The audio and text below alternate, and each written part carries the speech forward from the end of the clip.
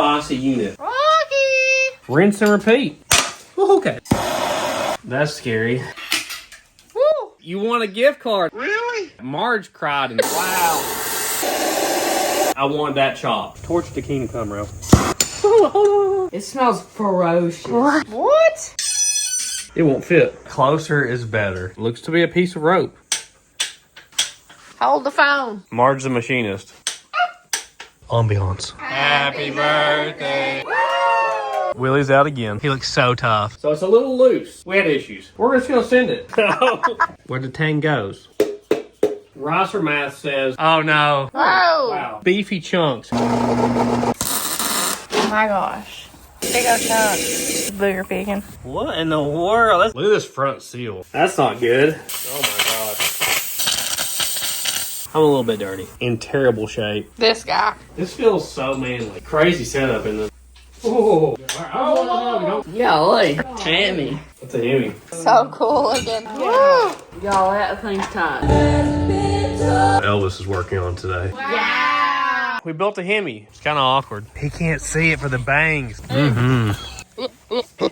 Guys, welcome back to the Sleeper Dude channel. Today we're going to be building a Hemi, if you can believe it. Probably the most iconic American V8 engine there is. This is going in our 26 Maltese coupe. When we got that car, it was bone stock. We've slammed it, put it on a Bowling Brothers chassis, and we're wanting to build it like a period correct hot rod from the 50s. If you had a hot rod in the 50s, there was no better engine than the Hemi to put in it. It was the most powerful V8 from the 50s. Certain ones in the later 50s had 390 horsepower, which was like crazy at the time. I mean, when you compare this to like a flathead V8, they made between 65 and 110 horsepower. So when the Hemi came out, it was like a huge step in power. Back then, early hot rodding, people were swapping engines like crazy, whether it be the Hemi or a Buick Nailhead, the Cadillac V8 or old rocket engine. So from like 49 to the mid 50s is when all the automotive manufacturers went from flatheads or inline sixes to overhead valve V8s. It was like the very first surge in like the horsepower wars. One of these would be the best thing you could have in a Maltese coupe in the 50s. So that's what we wanted to do. We found this thing in a junkyard locally and it was an absolute train wreck. I've never seen an engine with more stuff caked on it, grease and oil and stuff. And when we took it to the machine shop 8 months ago, they said they've never seen an engine so dirty. So it had to go through the hot tank over and over again. The reason it took 8 months is it took so much work to get here. The parts for these early engines are expensive and hard to find. So this is out of a 55 Dodge. It's a 270 Super Red Ram Hemi. This specific engine came from the factory with 190 horsepower, but it only had 7-to-1 compression, puny camshaft, all that. We're going to fix all those problems. So nobody makes a cam for this engine. Nobody. So I had to send my stock cam out and get it reground. So basically what they do is they leave the high part of the lobe and they regrind the lower part smaller, which in turn increases the lift and duration of the cam. So you have to run shorter push rods and stuff to accommodate for that. But you can basically take any stock cam and have it reground into a bigger cam. Obviously there's limitations to it, but that's what we had to do here. That process took a long time. Their machine actually broke down in the middle of them having my cam, so that took a long time. We had to get custom pistons made. The stock pistons that are like 7-to-1 compression are like very expensive anyway, and for a couple $100 more I could get whatever I wanted. So we're bumping the compression up from 7-to-1 to 10-to-1 compression, so that's going to be a huge jump. A lot of things you do to an engine, they may increase horsepower, but they're really not going to increase torque. Cylinder pressure pretty much increases everything. It makes it act like a bigger engine. So boost will do that, nitrous will do that, or cylinder pressure from compression ratio. We got a lot bigger intake. It's going to have headers on it. It should be a spicy unit. Look how wide the cylinder heads are on this engine. So they got crazy valve angles. This was like space age technology for the 1950s. We had the block bore 30 over. We had the crank turn 10 under. Those are all mandatory things. Another cool upgrade you'll see towards the end of the video is we're going to put a 5-speed manual behind this. So we got a TKX from American Powertrain that we're going to put behind this, which is going to make this thing super drivable and fun. We won't have to worry about breaking anything on the transmission because this had a really junky automatic behind it from the factory. The automatics they had back then are not like what we have now. It's not really something you would want to build for a performance application. The Chrysler Hemi came out in 1951, so they made a Chrysler Hemi, a DeSoto Hemi, and a Dodge Hemi. So this isn't the smallest Hemi they ever made. They actually made them all the way down to 241 cubic inches. I mean, these things were used in drag racing, like Big Daddy Don Garlett's raced these on nitro with superchargers. Crazy. Supposedly they were making like 2,000 horsepower with like the 392 Chrysler Hemi. This shares no parts with the DeSoto, which shares no parts with the Chrysler. They don't interchange parts at all. So very specific parts. I don't know why they didn't just make one and put it on all the cars, but they didn't make them. But these early first generation Hemis were made from 1951 to 1958.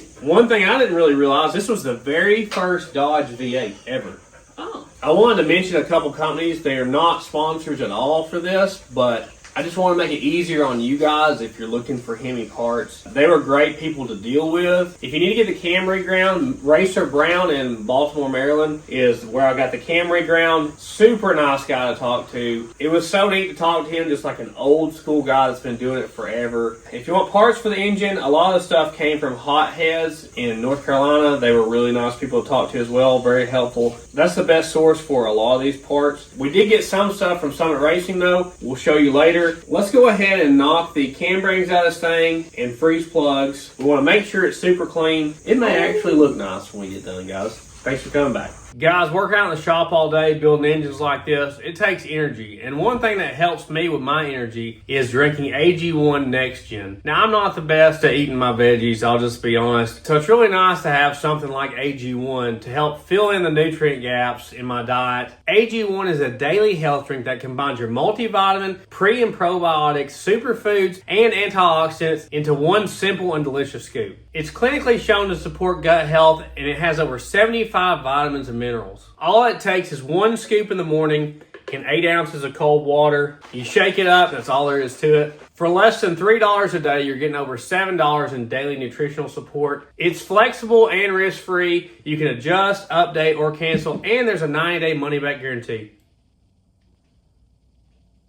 So instead of spending all that money going to the health food store and buying all the different vitamins and supplements and putting them in the large print pill organizer, all you need is one scoop of AG1 Next Gen. It's so much simpler, and it tastes a whole lot better than eating a whole plate full of vegetables for me. And with 4 flavors and travel packs, it's super convenient if you're on the go. It also helps you with immune support, which is nice when you got kids in school bringing everything home. So head to my link or scan the QR code to get a free welcome kit, including a bottle of vitamin D and free AG1 travel packs when you first subscribe. Big thank you to AG1 for helping us out and sponsoring this video. It really does make all this possible. Now let's get back to building this Hemi. I'm just going to use the rod for our cam bearing tool to knock that back plug out of the block. Oh, it's thin. I've never seen one that's thin.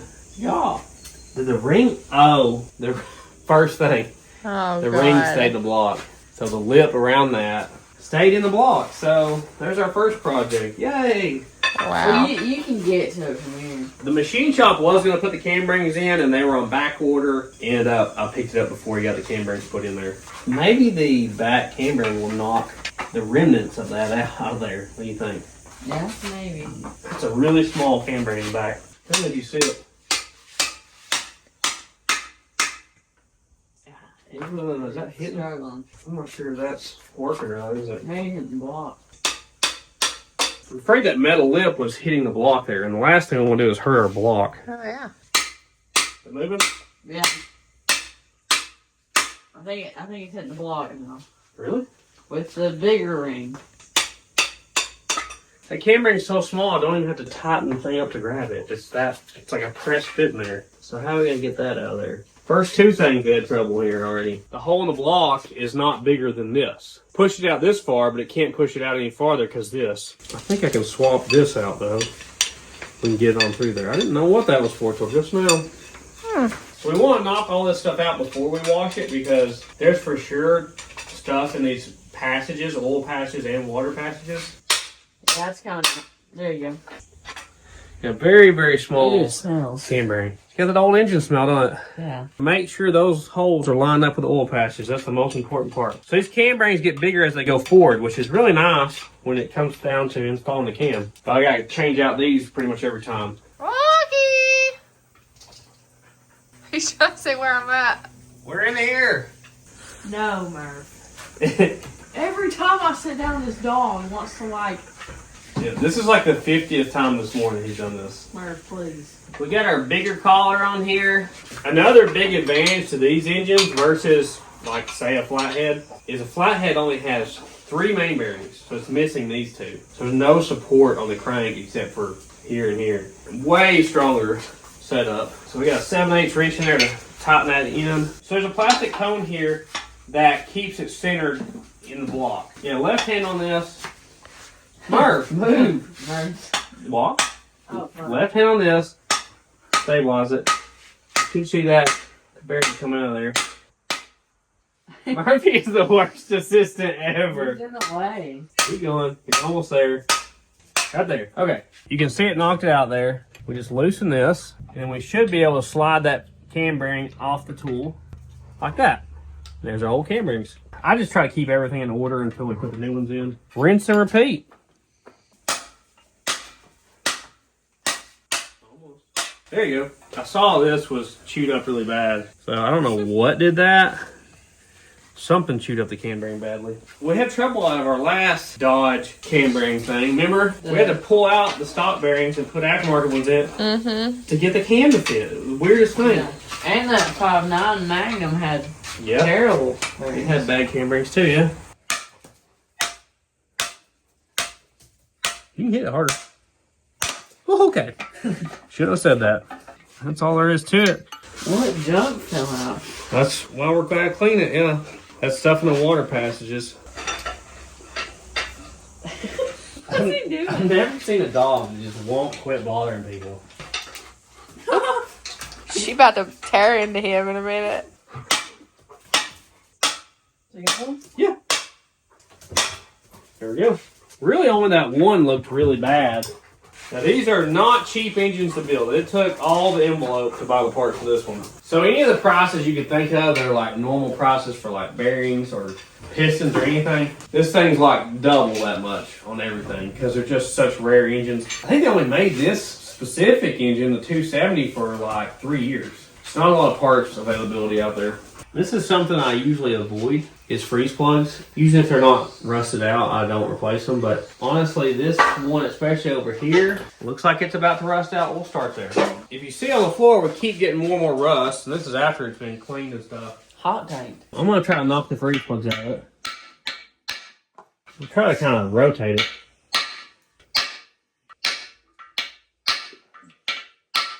Gosh, this scares me so much. Did it move at all? That does not want to come out. Okay, let's try some heat. There it goes. Golly. Does it have a shoulder or something? Does it have to come out this way? How would you even pull it out this way, you know? What? Look at that. It's loose in there. Oh. How? It must have a shoulder. Yeah. Oh my gosh. That's scary. I could have definitely hurt the block there. I knew it would have rust in there. Oh, you can see the bore. Okay, so we gotta pull them out a different way than that. Because usually you can just tap them and they'll rotate, you know, and you can grab with pliers and pull them out. I thought that's kind of how it felt. That's why I was getting worried. I didn't want to hit it too hard. Wow. Okay. I mean, I guess you could run a screw in the center of it and pull it this way. Yeah. If the screw held good enough. What? Did y'all even know that existed? No. What? That's how you used to pull dents out of cars. You screw a hole in the sheet metal and pull it out before they had stud guns. I'm going to run a self-tapper in the center of it. Even though the bore is right behind that, that's really scary. Kind of angle it to the side. Okay, we got to take it out now, don't we? Yeah. Grab it with this. It worked. Okay. Yeah, that was close to the board. Oh, That was closer Lord. than the other one. Yeah, I kind of looked at that. Look how corroded that is. This thing sat in a junkyard for no telling how long. These freeze plugs must just be this way with no lip. Yeah. Because we never found the lip to the back one I thought was missing. So they must just have that really thin lip on them. It's weird. This one's at the bore too, so I guess we're going to have to angle that screw as well. Wow. That's crazy. I'm just going to tap it to loosen it up. Man, It's super corroded though. Yeah. Yeah, that door was off that time. We gotta really clean this up so that our new ones seal up good. They're actually completely different than what these look like. All that junk could go right in the radiator. Woo! Look at that one. Oh my god. You sent stuff flying. Yeah. And this is why we're taking them out when I don't normally take them out. Same thing there. Oh, this Side's worse. It's probably at an angle or It's something. probably laying on this side. Hey, if you think about the hill it was sitting on, that was the downhill side. Yeah, that was the downhill side. Dun dun dun. Oh man, that got me right in the face. Oh man. Yeah, we gotta wash these water jackets out good. Wow. Yeah, it'd have been good to run it through the hot tank like this with it open. We don't even have a hot tub here. I wish. Barely got a hot shower. Depends on who goes first. See if anything falls out when you do that. Ooh. I got him, Murph. Let's see what blows out here. Oh. Golly. That's crazy. Real quick, guys, we're going to see who the winner is of the Holly $500 gift certificate we won at Ford Fest. All right, I got the order numbers in, random number generator. Order number 7287. Let's see who that is. Okay, the winner is Donald in North Carolina. So let's give him a phone call, see if he's up. Not everybody answers their phone nowadays. This is always fun. Your call has been forwarded to an automatic voice message system. Maybe he'll call us back. We're just going to call him again. Maybe the second time he'll answer. Your call has been forwarded to voicemail. The person you're trying to reach is not available. Okay. I think he sent you the voicemail on that I think one. he did, yeah. We'll text him and see if he'll text us back. How Oh, about I just keep holding him up. that? You going?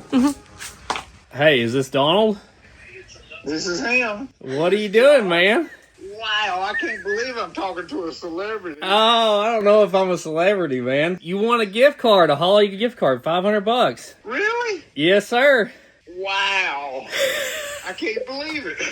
Yeah, it's your lucky day, man. Hey, well, I certainly appreciate it. I hated to speed dial you earlier, but I thought, well, he might answer on the second ring. I figured you were at work or something. I was. Yeah, we watch you all the time religiously. Awesome. It is just great. Y'all are just great. Well, thank you. I appreciate it. I'm glad you won. Oh, God, I just can't believe it. I ain't never won nothing. Well, see, you can no longer say that.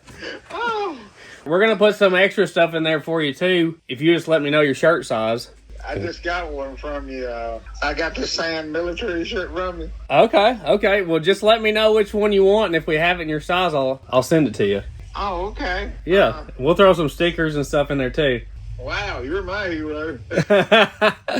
Well, I'm just glad you entered, man. I appreciate it. I just can't believe it. I'm lost for words. Do you have an old car you're working on? Yeah, well, I got kind of an old car, and I've got an old motorhome that I'm trying to restore, too. Oh, I've been down that road, yeah. It's got a 454 in it with a turbo 400. We love the goats and everything. I mean, we look forward to it on Saturdays, and sometimes during the week, I know you put one out. Right. And I can't believe all these cars you got running like they do. I'm so glad you won. What do you think you're going to buy with it? I don't know. I have to think about that. They sell pretty much everything, so maybe you can get some for that motorhome project. Maybe a down payment on a sniper unit. There you go. Yeah, exactly. See if I can wake that 454 up a little more. Yeah. You're my hero. Hey, thank you, man. I appreciate you watching the channel. Oh, man, I just love it. The whole family sits here and just watches it all the time. So, That's awesome. Yeah. You have a good evening, and I'll send this stuff your way. all right, thank you, sir. See ya. What he sweet. That was awesome, wasn't it? I was worried he wasn't going to call me back, but he was just at work. So thank you to everybody that purchased stuff and entered to win. We always give away those gift cards when we win them at these events. So hope you guys enjoyed it. It's always cool to call the winners like that. Marge cried in the background if you didn't know. Okay? She gets emotional with all this stuff. So big thank you to everybody. We really do appreciate your support. Oh my word. Terrible. Yeah. Wow. Oh my gosh. Should That's probably turn it terrible. upside down. Golly.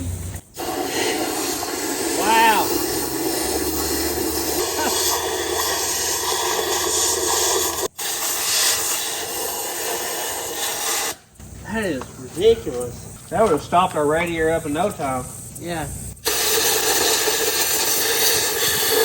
This keeps coming out. These are our oil passages here between our main bearings and our cam. We also want to blow all that out. These cross ones here, I think, go up to the cylinder heads.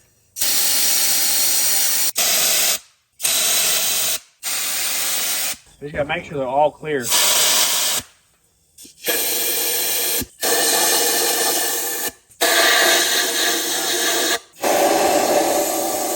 Wow.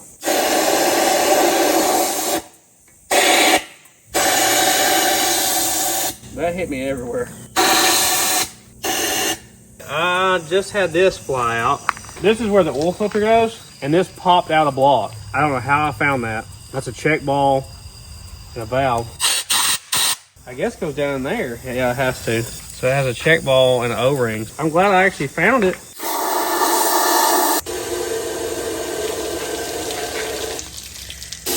Oh. That's an unbelievable amount of rust. Yeah. The Model T don't have a big radiator anyway. Yeah. Hey.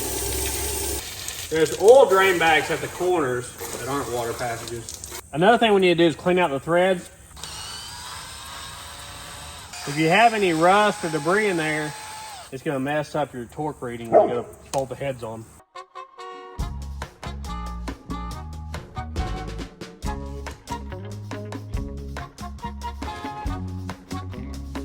Well, after much suffering, we got every bit of rust we can out of it. I think it's going to be all right. We cleaned out all the threads on the mains and the head bolts, cleaned out every oil passage, and now we're going to spray it down with WD-40 just to keep it from rusting until we get it all put together. I like to paint my engine blocks at the very end after all the ugly stuff is put on it. So we'll paint it when we get to that point. I'm not even sure what color we're going with yet. Well, we had to go to a funeral, guys. We're back. That's why she looks like Goldilocks now. And we picked up the squigs. Look, I noticed something on here. It's really funny. Look how many stamping marks there are. B+, B-. It's like, is that a C, grading on the bores C-, or C+. the mains or something? How much they bored them. I don't know. Bored them. That's funny. I don't know what all these are for either. Oh, here's arrows too. It's got arrows. I don't know what all this is. That's the most little marks I've ever seen on the engine, I think. Well, it is really What is this dinosaur right here? Yeah, that's just casting. Mess. All right, time to put the new cam bearings in. The little one has the biggest hole. These are all small, and then there's a big one there. It's kind of funny. I think I'm going to put the little one in first. So what's the key here, Marge? You gotta keep the hole where the oil's supposed to go.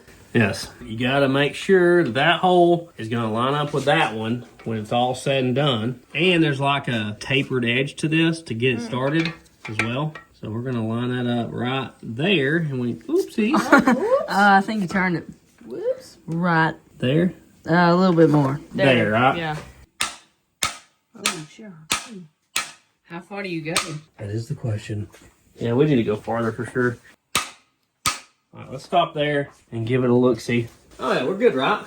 Yeah. Yeah, we're lined up. We're lined up as good as the factory was. Yeah. It was kind of off. See, that's what I thought was the ring around the freeze plug before. Yeah. Or it's actually not a freeze plug, a knockout plug or whatever. But that is not the ring. That is just the back wall. We did a really good job on that one. Now we just got to do that 4 more times. This one's a little more complicated. It has a hole on the side and a hole going straight through here. So we got to line up 2 different holes. Oddly enough, the bearing has 3 holes, which I looked at the factory one and it has 3 as well. So I guess that's the way it's supposed to be. So those 2 holes are spaced a shorter distance. So are those, but these are not. I've either got to put it in that way or this way for them to line up. Oh, I think I can see it through here. Oh, yeah, I can. Okay, good. Go a little farther. I can see exactly where you're in the middle. That's it, right there. Oh, that's helpful. Look down through there. Oh. See the little hole down there? Oh, yeah. Pretty neat. I kind of like it when the holes are slotted, because then you have some leeway with it, but these are not slotted at all. All right, is the other one lined up? That's a great question. Yes, we're good. Okay, awesome. This one just has 1 hole. So I think those side holes oil the lifters or something, maybe. Don't go too hard, bro. Okay. Lord, I didn't think it was that hard. It's so nice that I can see down through. All right, we're almost there. Stop. Thankfully, the hole in the block's a little bigger than the hole in the bearing because we're off to the side, but we're still in the end zone here. So one way you can tell this engine is, look, you can shine a flashlight, see the light through the hole. Oh, yeah. That way you know if the light can make it through, the oil can make it through. This one has 2 holes. Almost there. We're perfectly centered up though. That's it right there. It's really nice having one of these because you're not dependent on the machine shop. And the other thing is the machine shop will charge you like what it would cost to buy one of these to do it. So you might as well just buy one. Yeah, we are lined up on the side and the top. We're good. We're going to do this one side saddle, okay? Oh, this is weird. We're putting it in this way because we need that cone to align to make sure our cam bearing's straight in the block. All right, send it home. Oh, the cone's not even in there. Okay. Yeah, what? You have to keep the cone in there.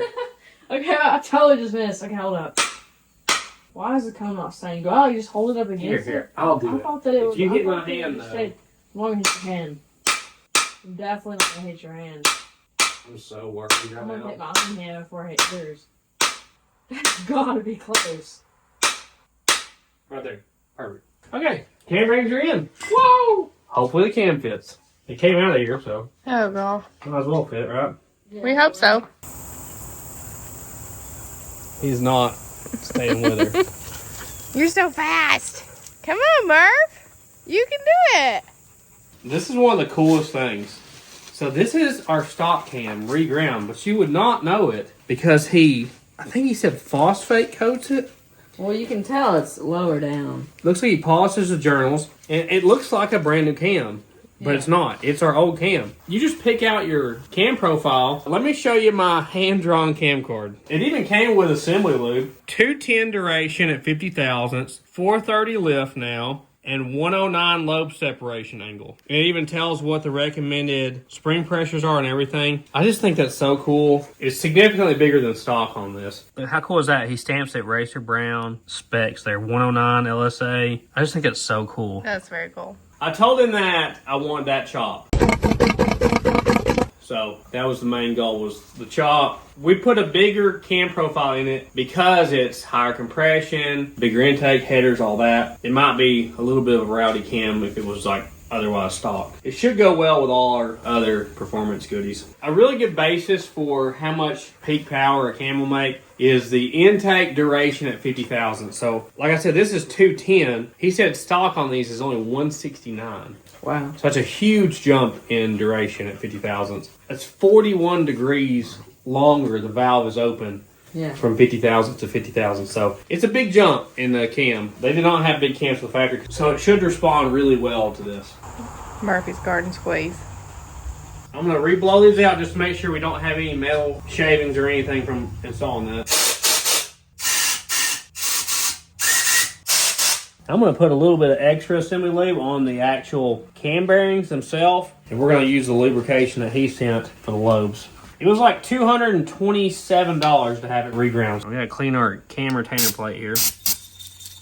You can see this is the side that was facing the block here.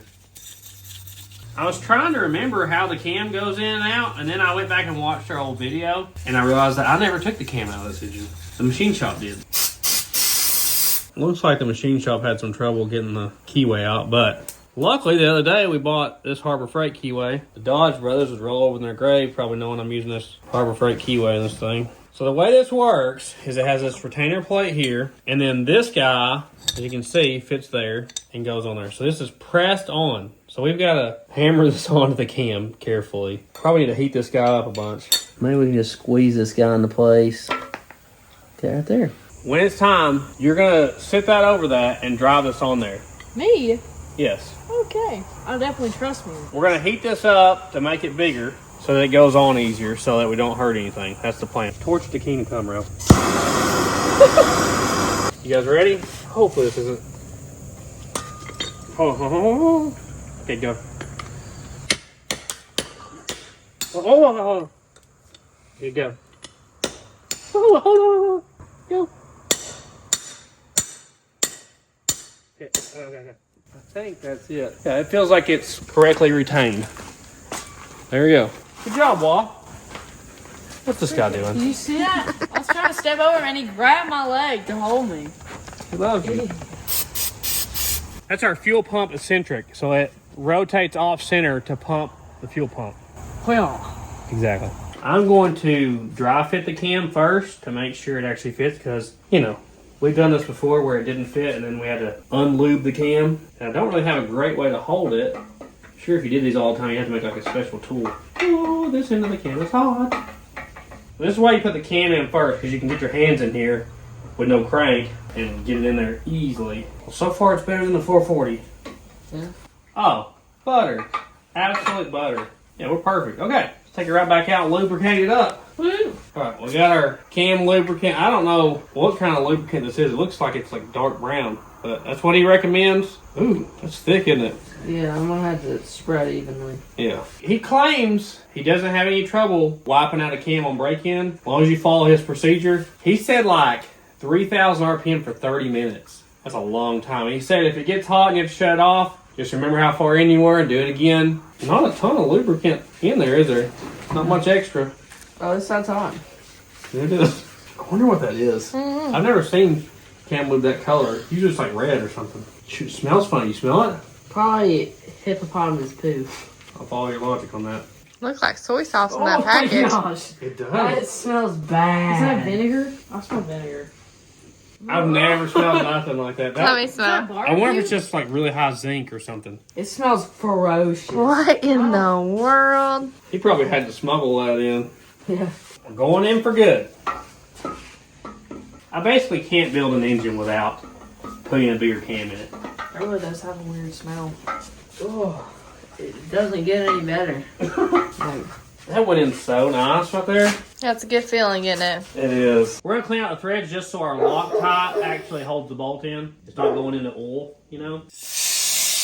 Let me know in the comments if I'm making a mistake here. These O-rings did not come with the kit. They came in like a universal set here, but it sure looks like it had O-rings there. It's like receiver grooves for O-rings. That's what it looks like. I know this plate is sealing off this oil passage, so I mean if it's trying to stop it, having an O-ring there can't hurt, right? yeah. So I'm going to put an O-ring there. It's got this funny little guy here. Does something important, so it goes right there. I found 4 mystery bolts that appear to be the right length. Just a little bit, just a dab. Nah, I think anymore. He always does that. He does that every time. So we're going to Loctite everything as we go in here. I was just gonna say, this stuff looks really tasty. What? Tasty? Yeah. What's wrong with you, bro? It looks pretty tasty. They don't seem to be going in easy. Oh, it smells just like pickle. Smell it. Get it away from my nose hole. Quit that. Oh. You know he's a kid at school that's eating the glue sticks. I ate crayons. Sniffing crayons. I'm going to do the correct torque spec on this.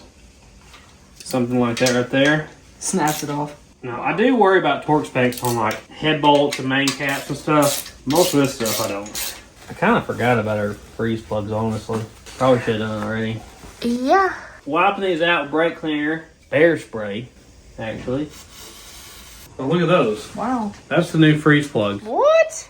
Yep. And the instructions say to put like sealer around the edge, hammer it in, and then tighten this 2 turns. Oh, it smells that too. Maybe it's you, bro. Just takes a little bit, okay? Just that. Around the edge, yeah. So thick. This is the Forma gasket. You got this. Oh, I thought I was going to like drive it in there. It just sat in there. What? Well, I guess let's tighten it, huh? What's that, like squishes it? Yeah. That is so loose.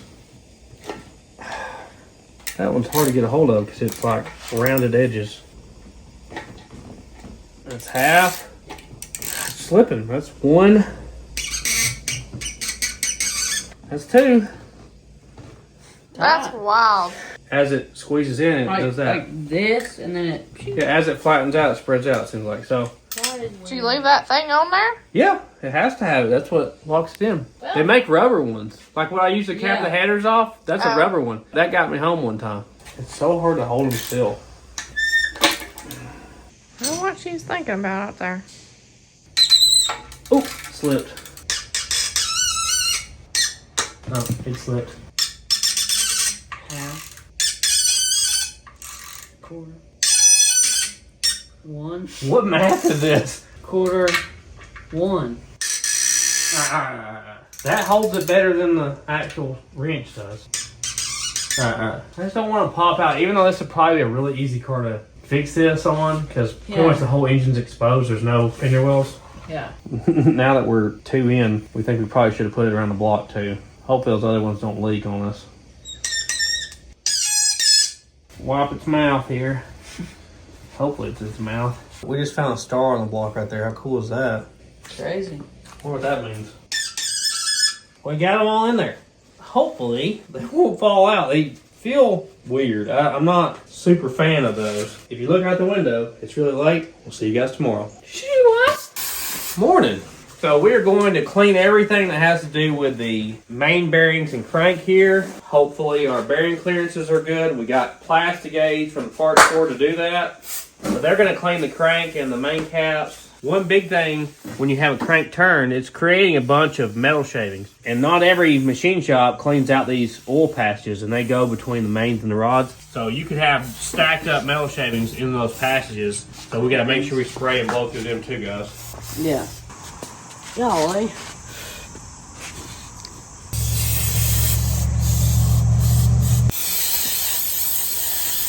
Starting early this morning, Murph. Murphy, what do you expect to get out of this, bud? Some loves, that's what he expects. That is his chair. So this is our brand new 10,000th under bearings. There's usually always a marking on the back side telling you that. This is the thrust main here, which that just means it keeps the crank centered. It's got a big wide main bearing here in the back, and the one with the hole goes towards the oil passage. So this is your thrust main. So it has a thrust surface front and back, sets the end plate for the crank, keeps it from walking forward and back. The main journals here have been cut down 10 thousandths. So this bearing is 10 thousandths thicker than stock. You can see it has kind of a poor casting quality here. See all this pitting in the casting? Maybe they were still figuring out castings back in 55. They already sprayed it out, but I just want to make sure. The 241 Hemi and the 270 have the same crank, but a different bore. And you're always better off in a performance application to have a bigger bore than stroke, because the bigger bore gives you better cylinder head flow by unshrouding the valves. If you get a stroke on the crank low enough, you're going to have issues at high RPM with rod angle and stuff like that. This dog is ridiculous. We're just going to dry fit this. This is not the final install, Marge. Oh. Just to check the clearance. It won't fit. You won't? Look at the stand. Oh no. Oh, Our stand's in the way. This crank. Scare me. You done scare me. I guess we're going to have to space it forward or something. I'm going to take these lower bolts out. Loosening the last bolt holding it. We just need to pick it up far enough for me to put this nut in there. Okay, there we go. Okay, let it back down. More. Oh, I dropped it. Oh my gosh. Sorry, guys. Up a little bit more, Sorry, it's not a little more. All right, there you go. Maybe that's enough spacing. Oh, look how close that is. Maybe 80 thousandths or something. That's all we need though, right? Yeah. All right, let's check our main bearing clearance. 85 foot-pounds on this wall. Wall, do you know what this is called? I forgot what it's called. I know what it does. You like put it on the thing and then you squeeze the thing down and then it like shows you how much is it gap or something. Yeah, the main bearing clearance. Yeah. This is called plastic gauge. You can buy it at the parts store. It's about $2 or $3. A little thin strip of plastic. This is like the chart here. That says 2 to 6 thousandths. You want about 1 thousandths clearance for every inch of journal size. So a lot of times I'm looking for like 3 on the mains and 2 on the rods is what I usually shoot for. I should say 2 to 3 probably on the rods. Usually if you're in that 2 to 3 thousandths range, maybe 4, you're all right. Slightly loose is better than slightly tight on bearings like this. That's why we're putting it in dry with no assembly lube. We're not going to turn the crank or anything. We also have the correct main cap here. See, it says number 1. Okay, now we'll take it right back loose. I don't know when plastic gauge was invented. That'd be something to learn. You gotta learn, Mark. Okay, so it shows that we have slightly tighter than 3, 2.5 maybe, something like that. That's good for me. Should have good oil pressure there. This has a smaller journal size too, so we should be good right there. That's perfect. We're gonna clean this plastic gauge off, final install this. I never have understood what his point is in doing this. Let him sit up there. Oh my gosh. He's like, I fit here. He's It's like the cat sitting in boxes. Oh, now he's like resting on me. Hopefully he'll let out one of them burps he does. He's the most attention-seeking dog. He just feels like closer is better. What does he get out of this? waiting on Merv. This is You should have been a chihuahua or something. He thinks he's the size of a chihuahua. We are now cleaning out where the rear main seal goes, because honestly, guys, the rear main seal is what makes me the most nervous about building engines. Really? Always worry it's going to leak. Them jokers all the time trying to leak. And it's such a hard thing to fix. It's not like a oil pan gasket, you know? I think the scariest thing for me is breaking in the cams. Well, that is scary, especially on a flat tablet like this. I got some assembly lube here. I like to use like the paste kind over like a thick oil. I want to put some on this. I will say professional engine builders usually use what's called a dial bore gauge. That's a better way to measure your bearing clearances, but I don't have the tools here to do that. This is this thing that blew out of the rear main cap in the block. You can see what the O-ring looks like, so I'm gonna try to get it out of there and replace that. Oh, look at that. It just broke immediately. Brittle. Yeah. I guess that guy goes in there. We'll just find the O-ring that's the right one. I don't see one in the kit. These were gone yesterday, and oh, look at them. Oh, wow. That looks way better. Yeah. It's crazy. And I put 2 bolts in here. Found a new O-ring. Best I can tell from pictures online and thinking about how it worked, we pushed air in here and it popped the ball and that out. So the ball had to be on the bottom for it to even seal up enough to do that. Oil up our O-ring here. Okay. Looks correct to me, huh? Looks good. Hopefully that's right. Now, they make these bypass plugs you can buy that are aftermarket to plug that. I think what that does is if the filter gets clogged, it'll still oil the whole system. Some people are also saying it's for drain back, so the oil filter doesn't drain back and empty every time you shut the engine off. Either way, we're going to leave ours in there. It worked for all them years, right? Exactly. This is really strange. It's like a rope seal for the rear main. That's the first engine I messed with that had a rope seal. I've heard of them. But I mean, look at that. It's literally like, looks to be a piece of rope. And it looks like it's seen a little oil. Yeah. So we've got a modern rear main seal to put in this. It also has these guys here that go in the sides. It's really strange. I think the 440s have a similar setup. Try to pay attention to which way it goes. It's not the same shape, is it? Nope. Okay, we'll figure it out, I guess. No, you can't have it. You don't need that. Looks to be just a piece of rope. I don't know how that would seal up good. Oh, Lord. Okay, we want it really clean and dry. We don't want our rear main moving. If you talk to 10 people, you get 10 different opinions on how to put a rear main seal in. I usually put a light coating of RTV just to hold it in place. A lot of times that's what the instructions say. And then I'll put some RTV on the ends of it as well, where they meet up. A lot of times you offset the rear main slightly so that the part line doesn't meet up, you know, right here. The main lip seal here goes towards the oil. Try to slightly offset this guy, like that right there. It has to lay in this way because of the way it's built. Got a little RTV where it meets up as well. Hopefully this will seal up. Gotta put a little tiny bit on the ends. We gotta make sure our offset, so this needs to stick up a little higher on this side. Something like that right there. Dab a little bit on the ends. And I'm going to lubricate just the seal away from where the RTV is. Set it down easy. Whew, slipped. Do this one first. That seal goes all the way out to there. So all our caps are numbered, and we got to make sure they're going the right direction. Putting more assembly lube here on the bearing surfaces. This is our thrust main here. We're going to check in play. Pop the caps down there. When the click happens, you stop. Remember that part? Yeah. Okay. Perfect. That's 85 foot-pounds. Oh, whoa, whoa. There you go. There you go. Marge, you're next oldest. Oh, Lord, I got it too? Yeah. All right. Hold the phone. Is that on there? Marge the machinist. Remember, when it clicks, you stop. Man, she's got the tongue out. Getting serious. Do this. Yes, you can. Dude, we all did it. Got it. Biting the lip. Got it. Good job. Scared me both times. Seems like you're struggling. Oh man, I can do this in my sleep. In your dreams, maybe. There you go. How does it spin? Like butter. Actually. Especially for it having thick assembly lube. It feels really nice actually. Oh, yeah. Let's check our thrust. We got a dial indicator on the end of the crank now. I think those magnets that turn on and off are so cool. Yeah. Okay, I'm going to go all the way to the back. It's supposed to be 2 to 10. Oh yeah. That's 3. 3.5, something like that. Yeah. We're perfect.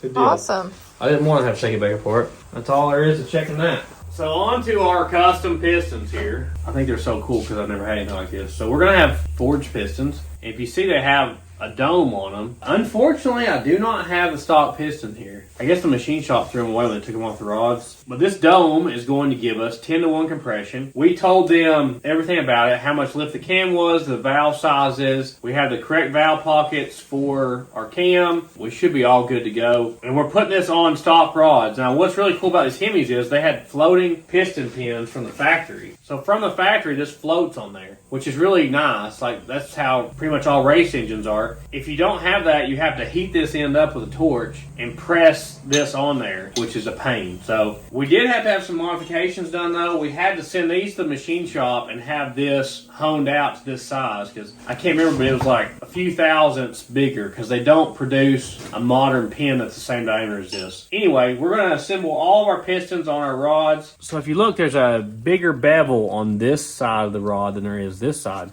You got to make sure you get your pistons the correct direction and rods because the two that aren't beveled go against each other and the two that are go against the radius of the crankshaft. So they always sit like this. So you just got to make sure you have everything in order.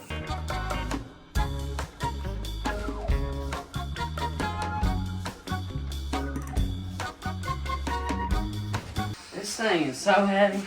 Got it cleaned up. It is a heavy water pump. If you remember, it held the entire engine up while we pulled it. Yeah. Oh my gosh, that's right. I forgot about that. Took all the head bolts out, yeah. These pistons are so fancy they come with their own pedigree paperwork here. There's nothing in the instructions saying which way is the front of the engine and which way is the back. We measured everything. These distances are identical. The valve reliefs are exactly the same. I can't see any difference between them aside from there's like a thicker spot right here in the piston. I think I'm just going to set that towards the exhaust side. Should be more heat. We know about our rods, and we even numbered the rods as we took them apart, so we know exactly where they go. So we're going to spend a bunch of time here cleaning these up and putting the pistons on the rods. It's kind of a pain to put these spiral locks in right here. I'll show you guys the first one. Even new parts you need to clean. Just pull the tray right out of your refrigerator, guys. It's fine. Wait. Let me guess. It's a tuna. No, it's a whale. Okay, gotcha. Looks nice. I like the ambiance around it. Very nice. Oh, is this sharks too? We got sharks? I'm working on that. It's going to be like koi fish. Koi. Again.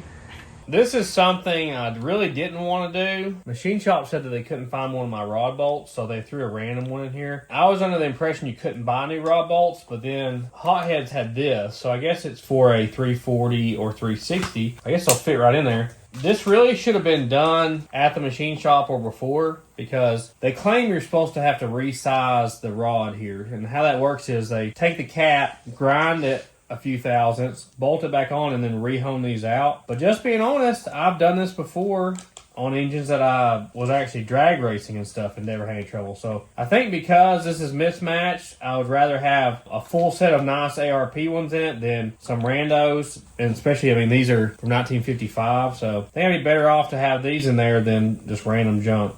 Oh man, they really torqued it. So we're just going to knock these old ones right out of here. That, and we'll just knock the new ones in. Pretty simple. This isn't by the book, but this got to be better than nothing. There you go. Now we have an ARP one. We just got 15 more of them to do.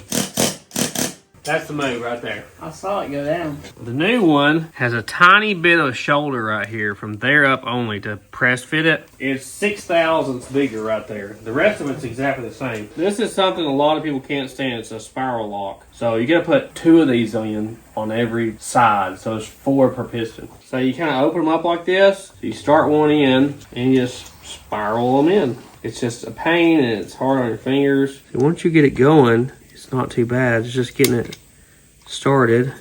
And it should just snap right into place like that. So it's gotta have those to keep the pin from coming out and touching the bore, which would be terrible. So anything that moves, I put assembly lube on it. So we got the one spiral lock in and not the other one. This is the number 7 rod. So it's the back cylinder on this side. The bevel goes that way. I'm gonna put the piston this way. And then this will slide right in, which is super convenient. Like that right there. Since we have a bush rod, it goes right through this. And then we've got to do 2 more spiral locks on this side.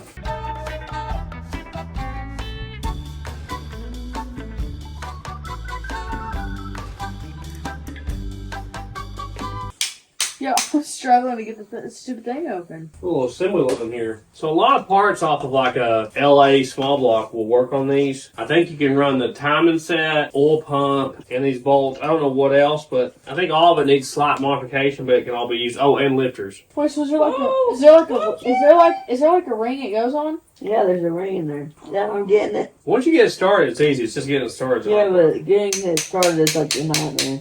That's accurate. Oh. Popped out. Why? Yes, I had it started and it just popped out. All fell apart, huh?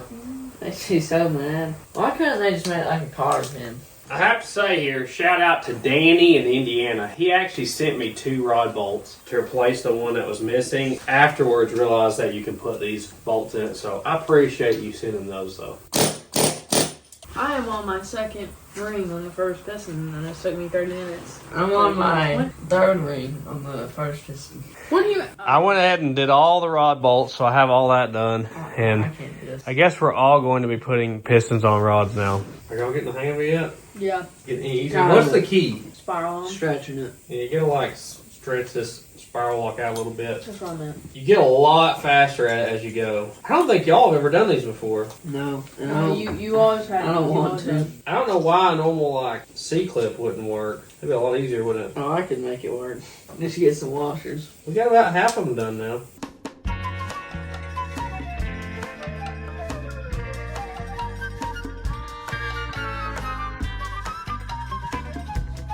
Happy birthday to you. The railway man tonight. Yep, Willie's out again. She's disciplining them guys. He won't do this again. He never gonna stay in, is he? Check out Elvis's new chain. He looks so tough. You got it going on. Well, guys, it was at this point in the video we figured out that our rings had way too wide of a ring gap. We got all the pistons put together. The kids got really good at doing that, actually. So what I originally had was these piston rings here, which is for a 30 over 270, right? And with these 30 over rings, which should have the correct gap, our gap was like over 50 thousandths ring gap. And since this is a pretty small bore, this bore is 3.655 is what it's supposed to be because it's bored 30 thousandths over. We don't have a dial bore gauge to measure it super accurately, but measuring it with a caliper, some of these bores were as big as 3.66, so about 5 thousandths over. Yeah. So it's a little loose, okay? And it scares me because these pistons claim they're supposed to have like up to, I think it was 8 thousandths piston to wall clearance. I just put a piston in there and checked with a feeler gauge and I got a 10 thousandths gauge in there. So it's a little loose, guys. But we've built loose motors before. Great example is the Red Fairmont. It needed to be bored and we honed it just like crazy and threw standard bore pistons in it. So far so good. Murphy showed up for work, guys. And these pistons took me like 4 months to get because they're custom order. So it's unfortunate that the bore's a little loose for the pistons. Really, when you have engine boards, you need to bring the pistons with you to the machine shop and they need to know if they're cast or hypoeutectic or forged. And that way they can measure them and set it correctly, right, with the paperwork. But when we took this block to the machine shop, we didn't have the pistons because we were just trying to figure out if the block was worthy of being fixed. Then it took so long to get the pistons because they're custom order, the machine work was already done. So, you know, we had issues. So I did a bunch of research trying to find out if there was like some gapless rings or if there was file fit rings for this bore size, and I couldn't find anything. So I ended up buying the same exact piston rings but 40 over. So now we have 40 thousandths over rings in our 30 over motor, and we just went through and most of our ring gaps were 17 thousandths to 19 thousandths depending on which one. So what I did was I put the top ring in there, pushed it down with the piston to make sure it's squared up in the bore. We're taking a feeler gauge and checking. So the top rings are 17 to 19 thousandths, which is within range. Like for an all motor engine, this should be at least 15 thousandths on this bore size. So there's a calculation based on the bore size. So a smaller bore engine is going to have a tighter ring gap than a big bore engine. So if we had a 500 Cadillac in here, we'd have a much wider ring gap we're shooting for. So like a naturally aspirated engine, it would be like the bore size times 0.004, which would put us at about 15 thousandths. For like a high boost race motor or nitrous motor that's going to see a lot of heat in the top ring, it might be double that, like 0.008. So you'd have like 30 thousandths. So 50 thousandths wasn't going to cut it. We were going to have tons of low buy. Obviously, this isn't the perfect way to do it. The perfect way would be to reorder pistons and wait another 4 months or whatever, but we're just going to send it. Our top ring gaps are all good. So we're 17 to 19 thousandths. That is on the tight end of our window there. I don't really plan on running boost on this motor, honestly, but you never know, you know? You never know. We're going to start putting rings on the pistons and putting pistons and rods in the bores. I can't wait to see this thing together. Woo! These rings aren't expensive. They were like $60 for the rings. So thankfully I didn't spend a ton on the first set. If you notice, they say top. When we actually put them on the piston, we're going to pay attention to that. So let's see where our second rings are here, guys. I just set them down in here like this. Just kind of get them started. Use our piston and try to keep it squared up in the bore. Just go down to like a repeatable spot like that. All right, so 17 thousandths fits. 18 thousandths fits. It looks like we're going to be good with our top and our second rings. You need to check every bore just to make sure nothing was amiss, but since we already did that with the top rings, I don't really see a reason to do that. We had 19 thousandths on this one with the top ring, so it's basically identical. We should be good. So I'm not going to check every one with the second rings. We just did it with the top rings. Murph, why do you think those are your seats? Our oil filter is going to have Murphy hair in it. Go, no, don't touch the engine, go. We're not rubbing against the engine, no. No, go. Go bother Ellie. Just make sure these are clean. It's actually been like 3 days because those are special order rings, of course. Everything with this engine has been just like crazy. If you're going to build a Hemi, especially an early Hemi like this, try to get the best example you can. If you can find one that's already a runner, which is what I was hoping I had here, rebuilding one is not cheap. Just to let you know, I spent about $6,000 in parts to buy this out of my own pocket. That's not counting the small amount of sponsor stuff we have. Most expensive engine I've ever built right here. So we start at the bottom here. This puts a little tension on this. And then there's 2 of these rings. One goes on top and one goes on bottom of this oil tension ring here. As a rule of thumb, you don't want to put all your gaps at the same spot. There's probably an argument that that doesn't really matter because once it runs, they're rotating around and stuff, but you know, it's just good practice. One nice thing about having these forged custom pistons is if we did want to run boost or something, or nitrous or whatever, we're going to be a lot safer with this. It's a lot stronger material, and the distance from the top of the piston to the top ring is really far, which is good for protecting that on boost. You don't break the top ring land, or kind of isolates the top ring from heat a little bit too. The difference in cast and forged pistons is a cast piston, there's a mold and they pour liquid metal into it and it becomes that shape and it cools off. A forged piston like this, they actually take a bigger piece of aluminum, a bigger block of aluminum, and they pound it into this shape for the most part, and then they do their final machining. A forged piston's a lot stronger. There's an oil tension ring, and then there's 2 oil rings here, and that basically wipes the bore to keep oil from getting in your combustion chamber. And your other 2 rings are for compression to keep the cylinder pressure in. This is kind of an old school ring design. So these are 5/64 rings. You can basically do the same job with like a 1/16 ring, which is a lot thinner, and even like low tension race rings. And it frees up horsepower and does the same job. Basically, the older an engine is, the thicker the rings are. Remember the Model T rings? Oh, yeah. They were like, I don't know, 1/4 of an inch or something. It was crazy. Yeah. So the instructions say to expand them onto the pistons instead of spiral them down. So I'm going to follow the directions here, like that right there. I don't know if that puts some tension in them. I don't know. It scares me. I've snapped some rings before, I'll just tell you. Same thing with the top ring here. It says top on it. I don't know what the difference is right there, but this little tool right here is good for putting these together. Okay, so there's one ready to go. We'll just have to oil it up and throw it down the bore. We got our new rod bearings here that are 10 under. So you just want to line up the tang where the tang goes. We're gonna have to check our bearing clearance here too when we get it in there. Hopefully we'll be good. We've had our bores oiled up with WD-40 just to keep them from rusting. If you wash a block like this, you better get it on there quick. Clean our crank journal again, and then we'll wipe this down with engine oil. You don't want to use synthetic oil on break-in. You want to use conventional. Put a little bit of oil in there. You know what a little bit is? Yeah. Okay. See the cross hatch in here from where it was honed? So those scratches actually hold little tiny bits of oil to keep it lubricated. If it was completely slick, it would just mar up in there, I reckon. So this down here, make sure we don't tag the crank with it. I have the crank turned away from this piston right now so that we can kind of protect it as long as possible. Somebody want to guide that rod onto the crank? Yeah. There we go. Alright, it's not even close yet. Yeah. So I'm going to push the piston down. You see it's down the bore now. This is our stroke. The length, this goes down the bore, is our stroke. These ARP rod bolts torque to 50 foot-pounds. You set that up? Yeah. So it's a few pounds more than what the stock was. We've got our 1 to 3 thousandths plastic gauge here. Get a sliver of it. This is an older one, huh? Yeah. You want that old plastic gauge. You know, you want that new stuff. It's $3. We don't want to buy a new one. We're going to torque this down. See what it tells us. So this is the lubricant that comes with the ARP stuff. You want to do it on the threads, between the nut and the metal surface it's going against. Make sure that you don't have any friction you don't need. Figure out how to do that. It's a ratchet. Oh, it is? Yeah. Oh, it is. So this is the same rod that came out of this hole. It's stamped to one right here. Right there.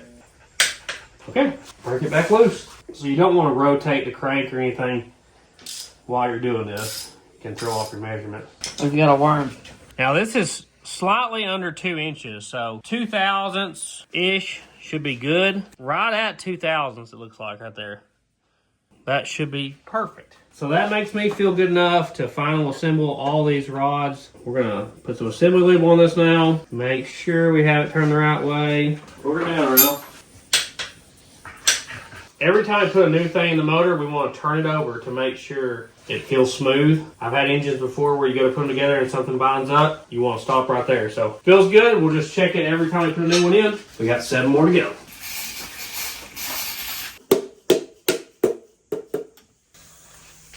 Wow, so close to that.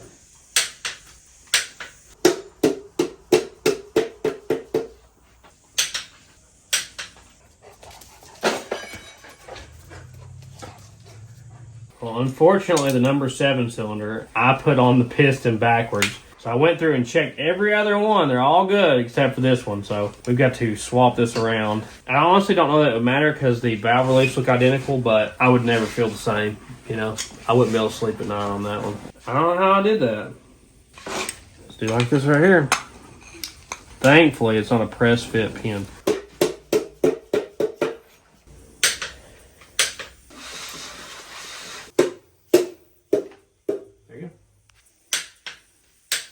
So there is such a thing as rod side clearance. So it's like, how tight is it in here, you know, rod to rod. Since we're reusing the crank and rods, I'm not worried about that. But if you were putting a set of aftermarket rods in it, you want to check that. Finally decided to be good.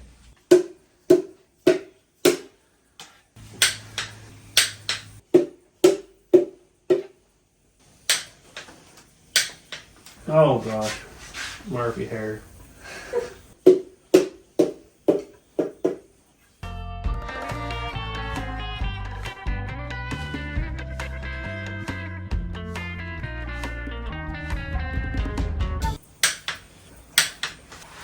Oh yeah, Feels good. Free bird. And just like that, we got all our pistons and rods in. You can see we got a dome there. None of this would have been there in the factory setup. It would have been down here where this flat part is. That's going to give us a significant bump in compression. 3 full points of compression, actually. Rosser math says that 1 point of compression adds like 3 to 4% more power on the engine. Yeah. So if this thing made like 300 horsepower, if that's 12% more power, it's like 36 horsepower by doing that. Yeah. By itself. Well, I feel a lot better. That's what the really time-consuming part is, putting all that junk together. We have got to move on now to our timing setup. We want to get our timing chain in here, then we can throw the heads on. We have created the Great Wall of Murphy here. Oh no! I told you. Oh, I didn't think he would make it over it. He's agile, okay? At least we tried. Just keep your tail off the engine, please. So I'm gonna try to pull this crank gear off here for the timing set. That's the only thing that hasn't been removed. See the difference in the marks. That's the factory one there, and that's the new one. Ralphie's gonna start working on our oil pan while I'm doing this. It's went over a few railroad tracks, so just be careful because I don't want to crack it by beating on it too much. Try to make it as flat as possible, and clean her up for us, okay? Oh gosh, that thing's stout. Golly.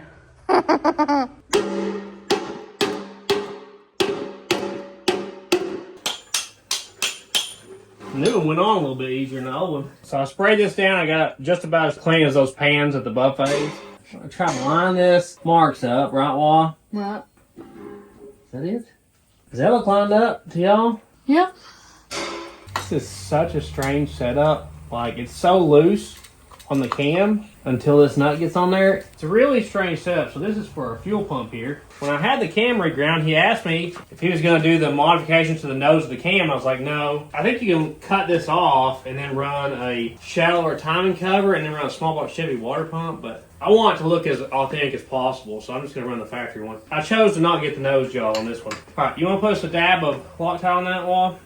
Whoa. Wow, not a dab. A little dab will do you. Whoa. Oh. So this big nut is all that holds on there, which some LS motors just have a single bolt on the front of them. So it had a big ridge in here, and I got that pretty much straightened out. This wasn't really coming out near the drain plug, so I just didn't want to crack it. Looks a lot better though. This is only 35 foot-pounds here.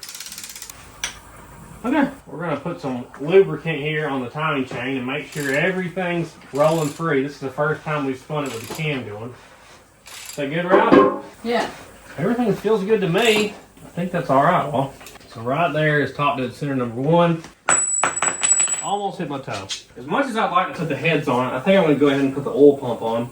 So this has a LA small block oil pump that's been modified and a different pickup tube. You can see here the modifications they did to it. It's got this like adapter plate here. This thing has chunks in it. Basically, this is your baffles for your crankcase breather. So the downdraft tube goes here to the road, actually. This sits under the intake, but you can see there's like beefy chunks in it. So just try to get as many chunks out of that as you can, please. Alright. This is our factory pickup tube here. You can see it's vastly different. It really doesn't have much area to pull in, does it? First one I've ever seen like this. It's like adjustable, which you think wouldn't seal up very good. They must have issues with them where it wouldn't come with this new one. Time to clean the most important part of the car, the Hemi valve covers. I saw a set of these on eBay that were $1,100. What? Which is crazy to me because you can buy an aluminum set for like $800 or $900, brand new. I don't think there's a lot of paint left to them, but just be gentle, okay? You'll have to let them soak. That's thick. I see it thick right there. I'll probably just try to scrape it or something. All right, give us a dab here. We're going to put our adapter plate on. Right. Oh, man, I got colored fingernails now. Looks like they actually kind of ported this. Did a good job on it, whoever made it. So it says to use Loctite on all the fasteners on this.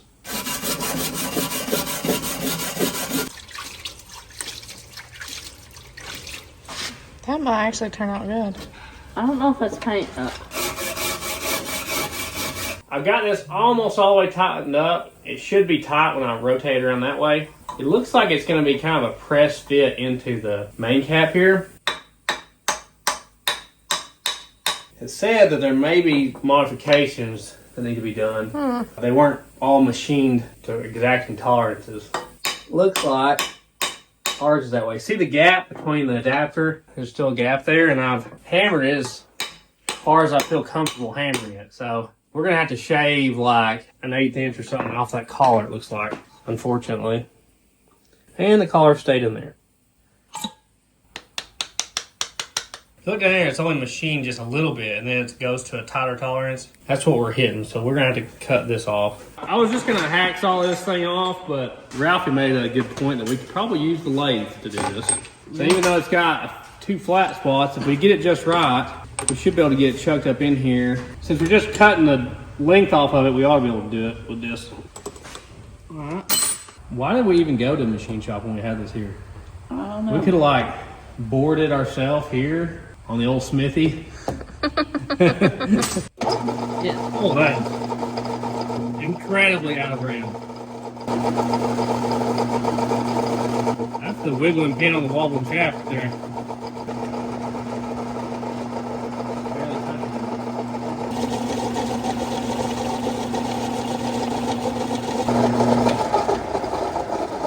That's got to be better than doing it in a grinder, right? Yeah. See if that works. Second attempt here. Oh yeah, look at that. See, it's flat now. That's what we needed. We did not want to tighten that down with that being off. If we would have, it would have broke the oil pump. Ooh, a little excessive. You and Ralphie both. We need to check that this is going to work right with our pan. Like flat with this surface, you see? Yeah, it looks pretty We good. roll it over flat. Time to play with Play-Doh. I forgot. So good, isn't it? Brings back your childhood. What's it gonna be? I don't know yet. Okay. So I put some oil on the bottom of our pan here. We're going to check the clearance between our oil pan and our pickup tube. Doesn't even feel like it touched it. Obviously the oil pan gasket's going to affect this. Yeah, it's definitely pushed it down. We're definitely got to do some modifying. It's supposed to be between 1/4 and 3/8 of an inch, and we got 1 inch. I guess I'm going to try to bend that up this way.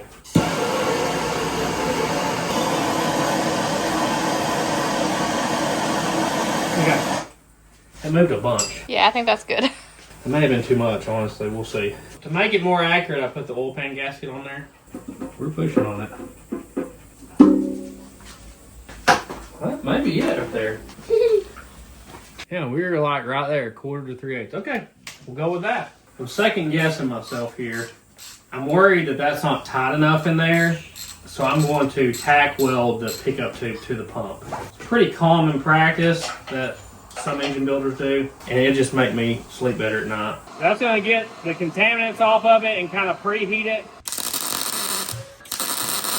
So you just don't want to heat up cast iron too quickly or let it cool off too quickly or it'll crack on you. Pour a bunch of that down through there, Wall. I forgot to do this when we installed it the first time. I like to put some assembly lube down in the oil pump. I will pre-lube this engine, so it really probably don't matter that much, but every little bit helps, right, Marge? Yep. That makes me feel better at least. Good. You sleep tonight? Yeah, I know it won't loosen up on me. I'm gonna make sure that our crank is clearing everything because it's a really close setup. All that looks good. So I'm trying to make sure I get the heads right and they're clean. Look at this. This cap for the water passage was never taken off. Oh my gosh. See that? So it was never cleaned out for some reason. Wow. I don't know why just this cap was left on. Alright, we gotta do a bunch of cleaning on the heads now. It's just as rusty as a block. Oh my gosh. We're gonna have to rinse these out like crazy. I guess let's get the water hose. I hate to even get these things wet. Why is the valve cover stud get water? Ugh. Oh. That's a lot of big chunks. Yeah. Is that good? Shop dog, huh? Mm-hmm.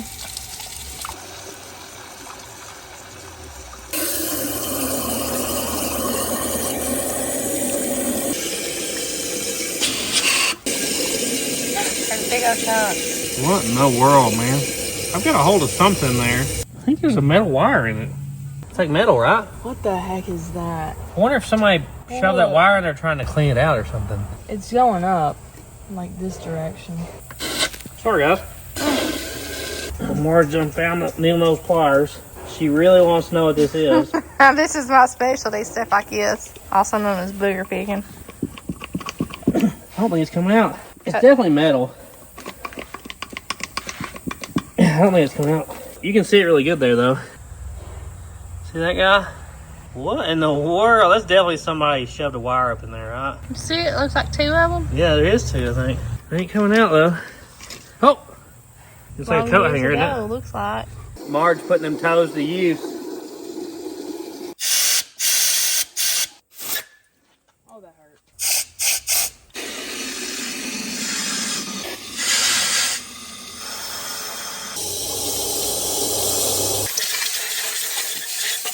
I try to immediately get WD-40 back on stuff like this. Bare cast iron, man, it gets rusty quick. About to get it? Yeah, I just gotta get this gasket off and it should be good. I need to wipe it down. So we've had our lifter sitting in oil for like days now. That fills up the lifter, make sure there's no air in it, make sure everything's pre-lubed. So these are small block. I dropped that one, didn't I? These are just regular small block Mopar lifters for like a, I believe a 340 or 360, whatever, LA small block. Thankfully those are the same. Saves you a little bit of money there. So they're hydraulic flat tapping, of course. We got to put these in before we put our push rods in. And we have to put our push rods in, I believe, as our heads go on, because in order to put the heads on, you have to bolt the rocker shafts down. So it's really weird. You can't just take the rockers off. Like the rocker shaft bolts are the head bolts, which we figured that out after we pulled the engine without head bolts in it. Kind of sketch. The water pump was the only thing holding the motor and transmission up when we pulled it. Those are going in really smooth. Are yours? Yeah. So we'll just have to be real careful on break-in because this is a hydraulic flat tappet. Any sort of flat tappet cam, you need to run the correct break-in oil, pre-lube the engine. You're supposed to keep it like between 2,500 3,000 RPM for like 20-30 minutes. He recommended 3,000 RPM for 30 minutes. Oh, spilling on my foot. Yeah, it's not what you'd think. You'd almost think that you just start up and let it idle be the best thing, you know? Like, not be too hard on it. No. You want to spin it some RPM so it slings oil up onto the cam. If it's just sitting there idling, it's not really doing that. That's the theory, at least. Wait, why is there an extra one? There's not. Oh, there's 2 over here. Yeah, there you go. Ralphie and me take different approaches on cleaning. Ralphie prioritizes the outside of the part, and I prioritize the inside. Like, I really am not as worried about the outside, which I am on this motor because it's a Hemi. It's got to be pretty, right? That's all we're going to be able to get done today, guys. Kids got school stuff tonight. You know how it is if you're a parent. We'll see you tomorrow. Speed racer tonight. I came out here early by myself before everybody gets up. You can see it's dark outside. And I've been cleaning up the block surface and the head surface. I've got the rockers in the ultrasonic. Look at this front seal, man, this timing cover. I want to go ahead and replace this. Man, they made stuff different back then. This is so thick. Like, it's unbelievable how thick this thing is. They really built stuff to last back then. I don't really like replacing seals. I'm always worried I'm going to mess it up. Kind of had no choice. This one definitely needed. Look at that seal. I had a lot of trouble driving seals as a kid. I would usually bend them or something, so I'm always nervous doing it. But ever since I bought like a cheap seal driver, it really helps. So there you go. We're good to go. That's not good. So I've spent a bunch of time here cleaning up the rocker shafts. All the babies have woke up now. And this morning, these shafts were stuck, a bunch of them. So I've got most of them freed up pretty good. These exhaust ones are kind of sticky. I'm trying to clean out our oil patches because it's really hard to even get to them. These tubes, I guess, are full of crud. So it oils through that one hole into these shafts, which comes out through these rocker tips here. And I'm trying to blow through every one. Oh my God. We're going to have to spend a bunch of time cleaning this. Yeah. Better take it out of this room. Yeah. I thought they were ready to go, you know? Oh, there you go.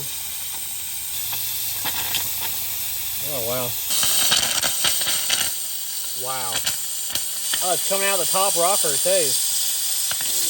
That is crazy. I'm going to be so stained up from this. That wood chunks everywhere. We can't have that in our motor, can we? No. So if we pull these up out of the way, look, we can get directly to these holes. Oh. You can see there's slots here for oil. There's a hole behind that. Yeah, it's going to take a minute to clean these. Pull each one of these up and clean every passage out and blow through all of them. We don't want this in our oil patches.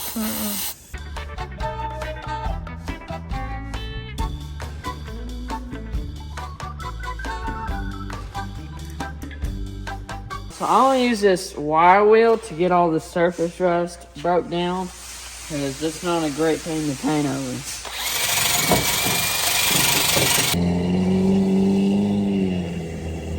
Lord almighty. Ralphie's doing a little diagnostic testing. Guys, we have been at this for like a while, okay?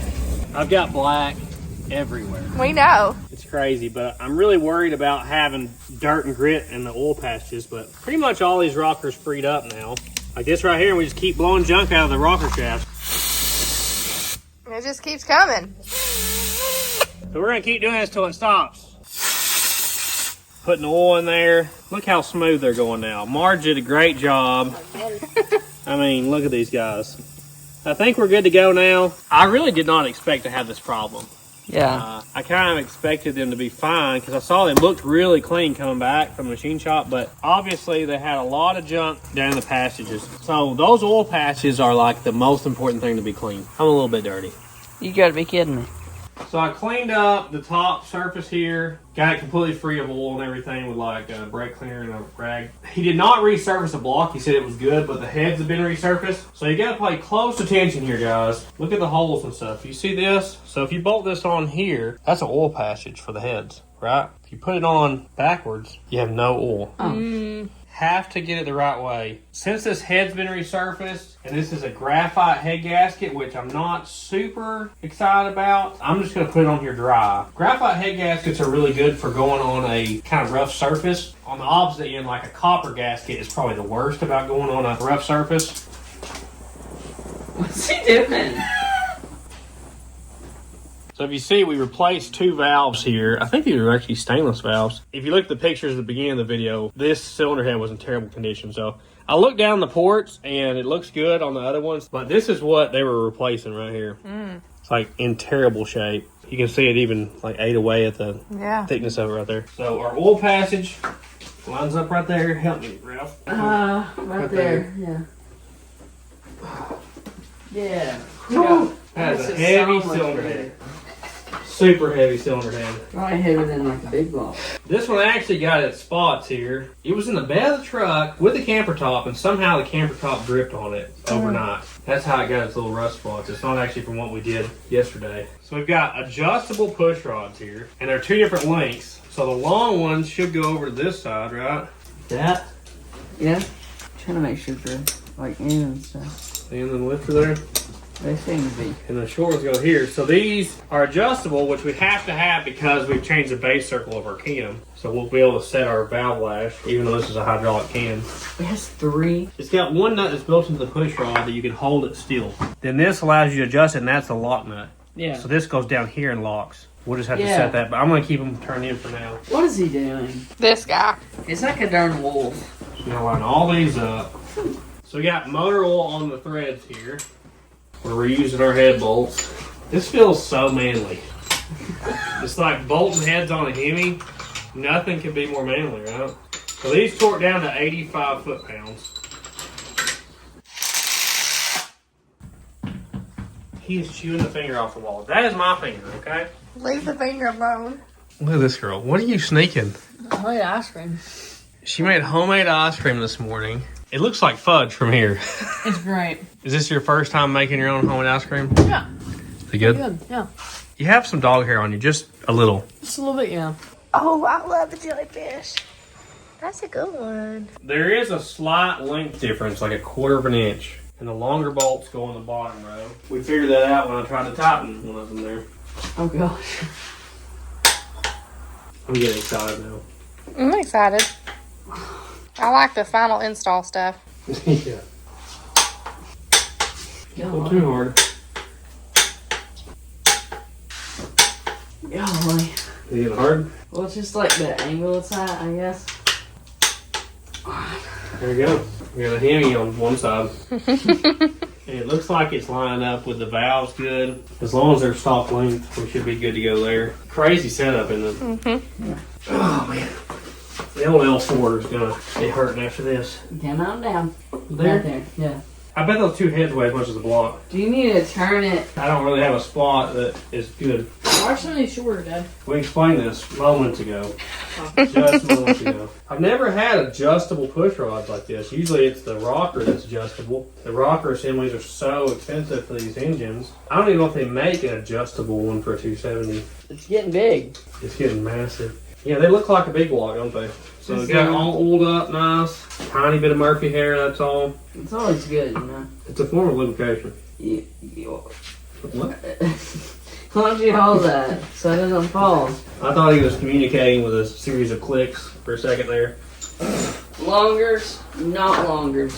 This thing looks so cool in that car. You haven't seen this intake yet. We have not. Is it epic? Yes, Oh you do. Be honest. He's so secretive. Oh, okay. This feels so bad. I feel like I'm about to like. I know, it's so heavy, isn't it?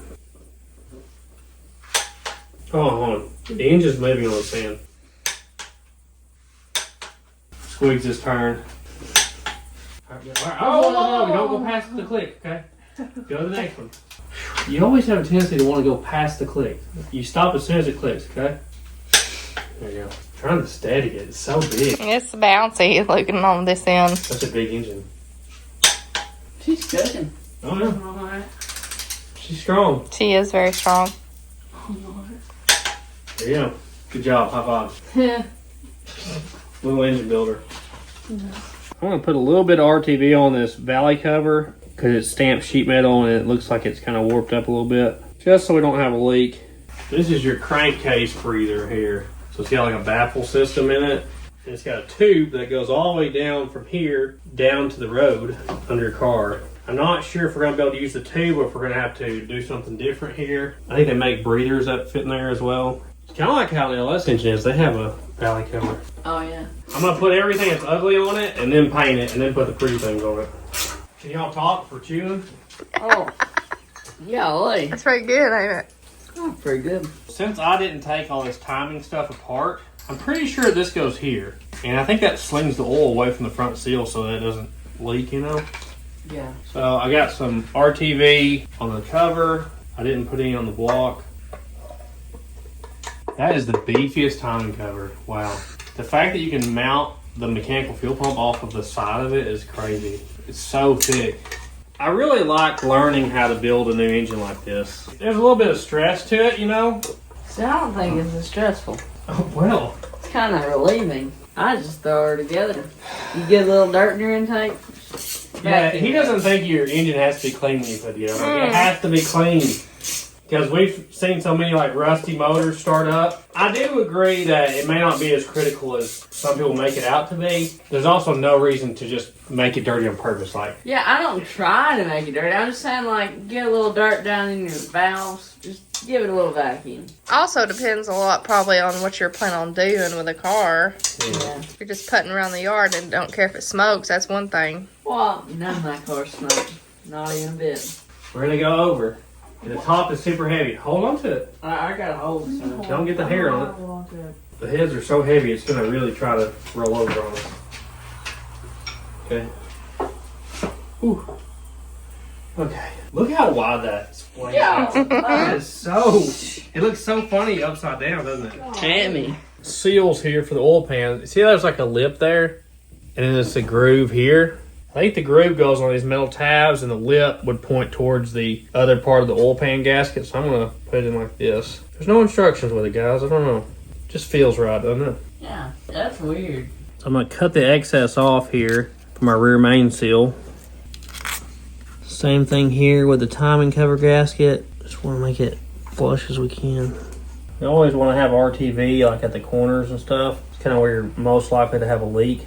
And I always put some across here too, just in case there's like an imperfection. I think we're properly RTV'd now. Watch that front, make sure I'm not sitting down wrong. I think it's just that seal.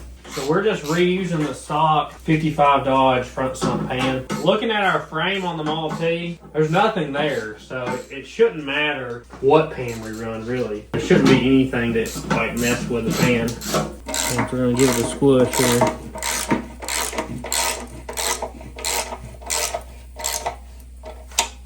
Ain't nothing getting through that, huh?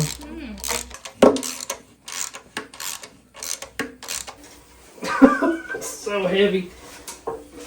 It is crazy heavy. I think they're about 650 pounds. Probably a very similar weight to a big block, you know, Ford or Chevy or whatever. We're getting close. Trying to get our water pump cleaned up. This is one of the things I was pretty adamant about leaving stock. I know I could have went to a small Chevy pump. They make like adapters, but you gotta, I think, change your timing cover. I want it to look like a factory old school Hemi, so hopefully I don't regret that. Hopefully this is a good pump. It still turns. A little noisy though. It's pretty noisy. I don't even know if they reproduce these or if I can buy a new one if it goes out. So we got a little bit of pitting and stuff with this water pump, so I'm gonna RTV it. I'm a firm believer in RTV. Just don't put it on too thick, guys. We can tell. Well, You literally put it on every gasket. Every single one. You Not true. Head It's a lot gasket. of them. It's a lot of them. I will say you have a great technique there. Thanks. You make it look easy. I'm gonna glue these things in place. I'm gonna keep 4 gaskets in place at the same time. While carrying like a 50-pound water pump. Now we gotta put this big counterweight off the front of this thing. I'm getting so scared with the engine stand. So some of them are short, some of them are long. All of our bolts have been run through the cleaner as well, so they look a little better. Guys, don't build engines like this. Look at me. I picked up the dipstick, and Murphy has been all over the dipstick. This dipstick right here, you could defend yourself with this. Oh, absolutely. It would hurt. You get this, you don't have to worry about nobody bothering you. They'll go back and regroup. There we go. Not many things left that are ugly to go on. Those exhausts go like straight down. I don't want to put the crank pulley on yet because I think I'm going to paint it like black just to have some color contrast on this thing. Yeah. So at the back of the head, it has these little caps. It's made this way so they could use the same head on both sides, I believe, because this port is the water pump port, you know, at the front. Oh, I see. It does leave you options there. You could run water to something else, I guess. Auxiliary cooling. So it just has sheet metal caps on the back. They're very pitted on the inside, so I'm gooping up RTV, of course. See the hump right there? Mm-hmm. So that means your valve codes are going to leak. That means somebody's cranked the bolt down hard. So I'm going to hammer and dollies back out. I'm actually impressed with how clean that looks now. Yeah. It's probably one of the most expensive things on the whole original engine, you know? Right. Yeah. We're not going to final install these because we've still got to adjust our valves and stuff. And probably when we put the engine in now, we probably won't have the valve covers on it. We don't want to hurt them with a chain or anything. But look at this, son. That's a Hemi. Yeah. You're looking at a Hemi. Look at that. I need to put this fill tube in the block. I really like that old engines have these. Yeah. But I want to make sure I have it the right direction and not hit my intake. Yeah. So I guess I'm going to have to bust out the intake before we ever paint this thing. Bust it out. Are you ready? I think I have an idea of what it is. Real deal Offenhauser 3-deuce Yes. intake. I thought you'd do something like that, just because. Did you think it'd be 3? I thought it'd be at least 2, just because it's way more cooler. That is really cool. What are those cards? Well, let's bust them out. Why don't we? Whoa! That is really cool. Very authentic to what it would have had back in the day. I'll just throw some bolts in just so it stays in place, but There should be plenty of like airflow. We're having 3 of them. couldn't be more excited about this. Yeah.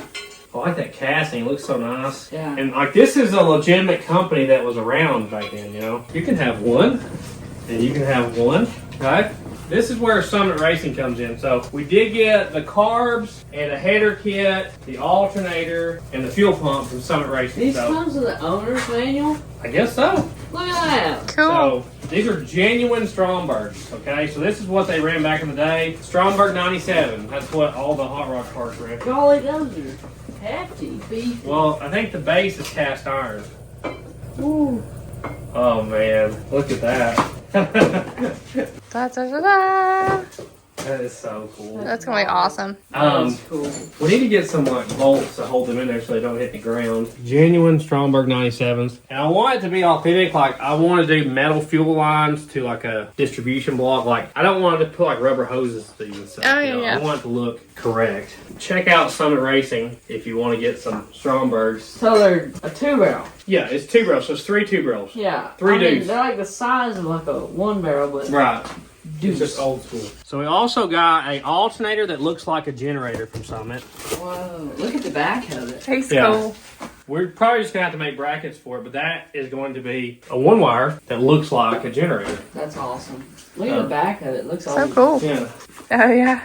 The way we're going to do our headers is, so I bought these flanges, gives us something to build headers off of here, because nobody makes the headers I need. So that will bolt up there. So this is a kit for a small block Ford. Oh, my gosh. That's so cool looking. So that's like the main part of the header there.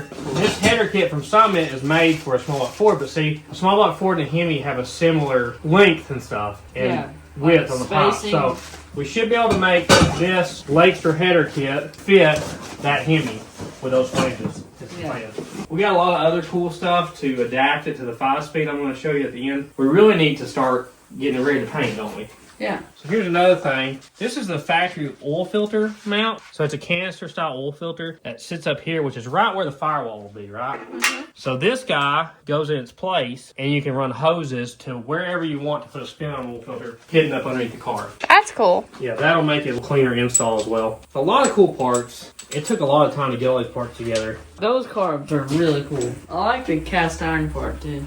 Yeah, that's what every hot rodder back in the day, they just put more of them on it, you know? For the factory, this would have been a single carb, you know? Yeah, well, it is. Well, yeah, for the factory, it was a single two-barrel like that. So back in the day, they just made intakes with more and more of them. This was what's left of our factory filler neck there. So I got a new one. I just want to check and make sure that all this is going to fit in the same place. So it should go off at this angle then, right? Yeah, we'll just hammer it home. Yeah, like that. Now, when you get this thing ready to paint, you can see it's oily and stuff where we spray it down with WD-40. So we're going to take the pretty stuff back off, clean it all down to as clean and cast iron we can, and paint it. We're going to spray it down with brake cleaner, and then we're going to wipe it down with acetone as well. Trying to stay away from the RTV. That acetone dries quick, don't it? That's one nice thing about it is when you wipe it on there, it pretty much evaporates almost immediately. Trying to burn off any oil or whatever. So you have a really clean surface. Now that we've got it cleaned up, I'm going to tape off our gasket surfaces here so that we don't get nothing down the intake or whatever. You never know about squeeze. Guys, when we're painting, we're not trying to put it on super thick, okay? Okay. We don't want to get a bunch of paint down in the threads on these holes. So like the hole here. So anywhere you see threaded hole, don't get paint down there, okay? Sounds good. I'm going to paint the pulleys black. Go ahead and hit them real quick so we don't overspray it later. Give it some contrast. Yeah, exactly. I want a little color contrast to it.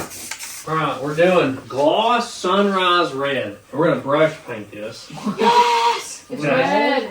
I don't like how spray paint covers on an engine like this. Rust-Oleum is just what Lowe's has. So these engines, best I can tell, either came out gray or red. Almost a silver, really, not a gray. I just don't like how it looks silver. It looks like a big silver elephant. So I want it red. Racing red, right? Exactly. So we're going to paint it back red. I guess everybody grab a brush. Golly, that's red. Super duper red, isn't it? Incredible. I'd say that's red. Let's just sit down here so we don't spill it across the engine or something. Main thing is light coats here, guys. So just get a little bit like that.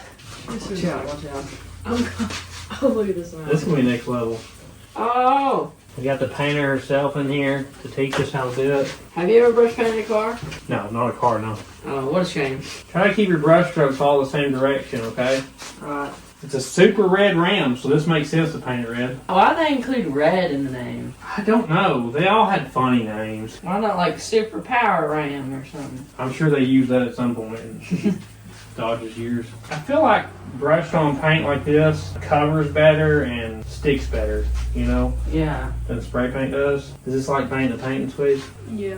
Spray paint just doesn't seem to have the thickness it needs, you know, or something. It's like no matter how many coats you do, it's not thick enough. It is pretty hard to get off. Yeah? But I do lay it on thick too. Like if you see me paint, it's different. Okay. Are you different than everybody else? I'm built different. A lot to paint on this motor. There's a lot of angles and stuff. Yeah. I really love the red. Yeah, I like it too. I think it'll look really good, especially when we get all the aluminum stuff on it. I've actually got the factory decals for the valve covers to put back on it too. It's gonna be a competitor with the 440 No? on looks.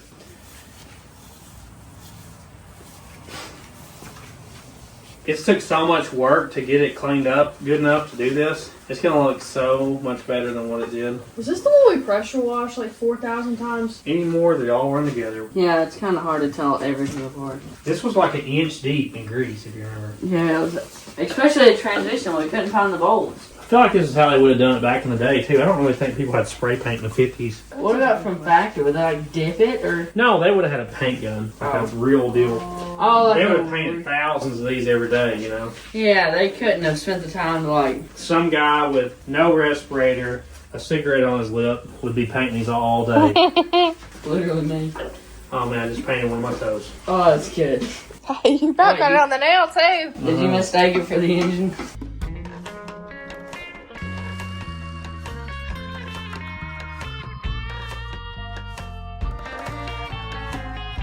While that paint is drying, I'm going to show you what our transmission setup's going to be. So these early Hemis are weird in that the bell housing flange bolts onto the block. That's awesome. Which, it's nice for stuff like this. This guy is not going to be used anymore. Although these are, I think, the same basic pattern as a small block Mopar. I think the dowel pins are a little bit different or something. So you can adapt like, you know, a 904, 727, whatever to it. But what we got is this. Look at that guy. Woo! Looks very nice, and it was very expensive.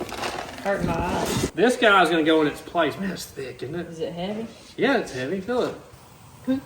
So this adapts it, instead of a small block Chrysler, it's a small block Ford. So then you could take your Fox body T5 and bolt to it like our Falcon has if you wanted to, or our Galaxy wagon. But that's just basically the easiest bell housing to go to. It's most plentiful manuals, you know. Then our kit from American Powertrain, which by the way, is from my hometown, Cookeville, Tennessee. They're actually on the same road as my grandmother lives on, if you can believe it. So we're really excited to work with them. We worked with them on the Galaxy and the Falcon. So this guy will bolt right up to that then. So we can put a Ford bell housing flange on it. Here's the big part. So this is getting a Tremec TKX. Woo! So this is the newest, coolest transmission from Tremec. It's a lot more compact than like a T56 would be or a TKO 600. I believe they're also rated at 600 pounds of torque though. These can take way, way more torque than a normal T5 would, and they take up about the same space. Oh gosh. It's not too beefy of a boy. That's cool. Yes. It's not that heavy? It's not terrible. That's so cool. You could build a house out of that cardboard they use in there. You probably could. We want to go ahead and bolt our transmission to our bell housing here. Go ahead and bolt this on there. These are 7/16 bolts. I'm excited about this because we should have no worries about the transmission, you know, breaking on us. This thing's rated for like double the torque of our engines. We should be able to bang gears without any worries.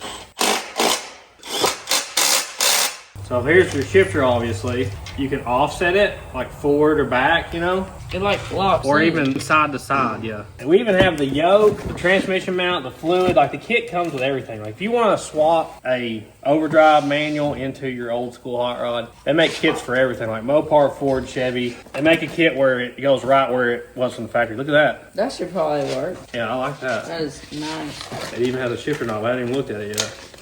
Oh, it has their name on it. So fancy. I love like a classic ball like this. That's what I bought for my GTO and stuff and the Maverick. I'm gonna just go ahead and put this on here. We'll just have to see when it's actually in the car where it needs to be. I'm assuming with this car being so short, I want it in the forward position, but I don't know that. Who knows? I love shifter handles and stuff. Nice. Yeah, nice ones too.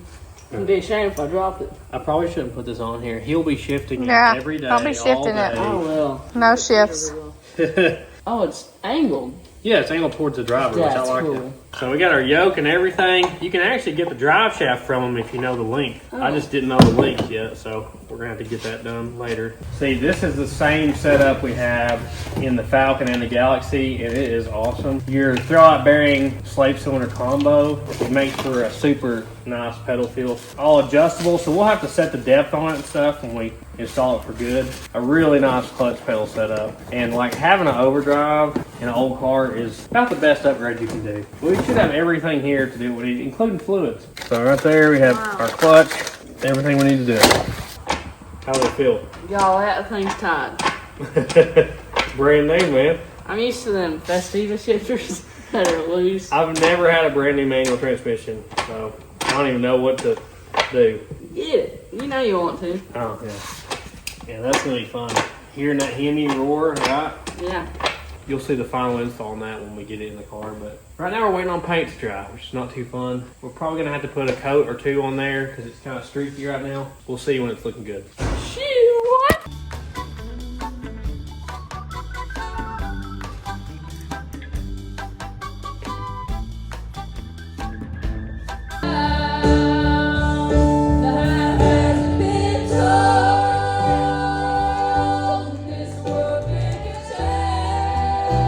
This is what Elvis is working on today. Are you ready? Yeah. I got it all put together. Wow! Oh, That looks so good. That's Whoa. awesome.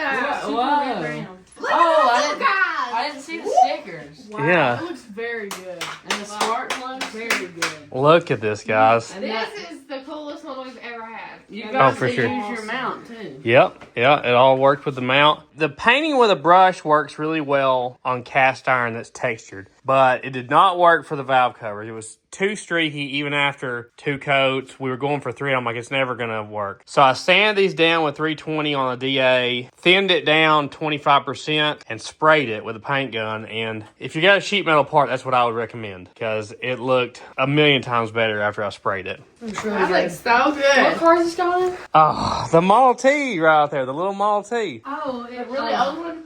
Look again. Wow. They shooting our way. Oh, Murphy. So I forgot to mention, these are the big 97s. So they make 3 different CFM sizes, and these are 250 CFM each. So it's 750 CFM. The outside of the body looks the same as the smaller CFM ones, but it has bigger butterflies in there to flow more air. Yeah, that looks so cool. It does. Yeah, and this, from the factory, this would have been like 30 amps. But this is a 90 amp alternator inside of a generator body.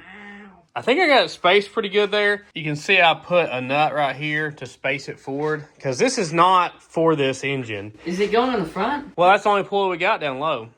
Oh. Another thing I haven't shown you, this is the factory manifold. So you can see how terribly restrictive and broken the factory manifolds are. So once we get this header made, but we're going to do that on the car, obviously, that should help us a lot with performance between the intake, compression, the cam, the exhaust. These are not as powerful, obviously, as like a big block Hemi would be. This is a very early performance engine, but best I can tell, it should be making around 300 probably at the crank is what we're expecting. That's awesome. She chunky. Yeah. It's big. Yeah, it's big, yeah. It's like a big block. We're going to use the factory dual point distributor in it because I think that's cool. Yeah, between that transmission and this engine, I think it's going to be awesome. That's awesome. See, you like my scoops? That's what I was hiding from you guys. Yeah. I love the scoop. And we got all of our linkage hooked up here, so they all work together. We also have a setup in here where you can put a spring in there and make the other 2 carbs come in slower. I didn't realize this, but we didn't get our paint all the way down the intake, so I'm going to probably tape this off. Just take a tiny brush and touch that up, but I couldn't be more happy. Look at these things. I didn't push them all the way down, but it's got these aluminum tubes and the spark plugs go down there, and this actually pulls down the valve cover quite a bit with these rubber seals. But they have these covers like this that go over the spark plug wires, but why on earth would you do that?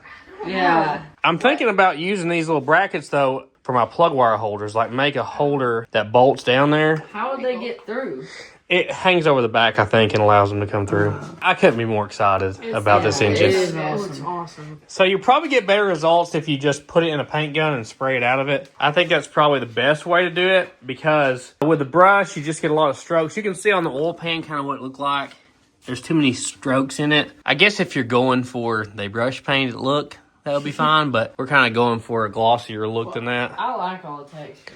Yeah, I don't mind the texture on the cast iron parts. Just face forward so you get... Yeah, ram air, man. Exactly. Old school ram air. That's awesome. There it is, guys. We built a Hemi. Awesome. He's awesome. It only took 8 months and multi-thousands of dollars to get here. We finally got here. I guess it's the price you pay for wanting an authentic old school hot rod engine. Like, obviously, I could have put a 302 out of the junkyard in it, and that would have been a lot cheaper. But for me, I mean, that engine didn't come out until, closer to the mid-60s. It's just too late produced of an engine for me. And a small block Chevy would actually be period correct. They came out in 55. But man, every one of them's got a small block Chevy in it, and I just couldn't have done that either. This is just way cooler. Yeah, I didn't want a flathead engine of any kind. I just wanted to make more power than that. I would have been okay with a Y-block Ford, but I could not find one anywhere at the time. Now they're all over Marketplace. Exactly. That's how it goes. This is way cooler anyway, just a little more expensive. Or that nail head. Yeah, Buick Nailhead or the Cadillac motor. Any of those would have been fine. I just wanted one of the real motors they swapped back in the day. You know, I didn't want something that was more modern, you know. I can't be happier with how it turned out. I got this logo off of eBay. Once we get that made up to that TKX, get it bolted in the car, man, that's going to be fun. Yeah. I can't wait. I got to get a center section for that 9-inch as well. So, guys, I guess next video on this engine, you can expect us to be putting it to the TKX, setting up all of our clutch stuff for good, making motor mounts and transmission mounts. That'd be good. Obviously, the engine's got to be started up and broke in. There's a whole procedure to that we'll show you. Scary. It doesn't even have the intermediate shaft in here right now because we're going to prime the engine before we start it. We got to thank Summit Racing. We got to thank American Powertrain. Hopefully she runs good for us. Fingers crossed. Oh, man. Look at this. My baby's in here. Yeah. This is the 440 we built for the Savoy. Let's just see the width here. That's about 22 inches to the valve covers. Ooh, this is like 26 almost. Yeah. So it is wider than a 440 by quite a bit. That's why.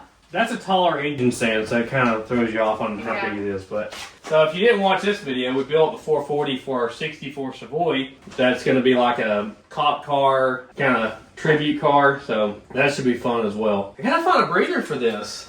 A double? I don't really like the 2 little breathers. I want like one of the factory looking ones, but I don't know where I would get one. You should get one that goes like straight forward. Yeah. If they make it. Or make it. We appreciate you watching the channel.